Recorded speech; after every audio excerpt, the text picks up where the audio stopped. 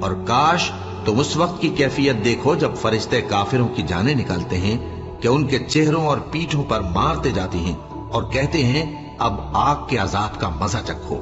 یہ ان اعمال کی سزا ہے جو تمہارے ہاتھوں نے آگے بھیجے ہیں، اور یہ جان رکھو کہ اللہ بندوں پر ظلم نہیں کرتا۔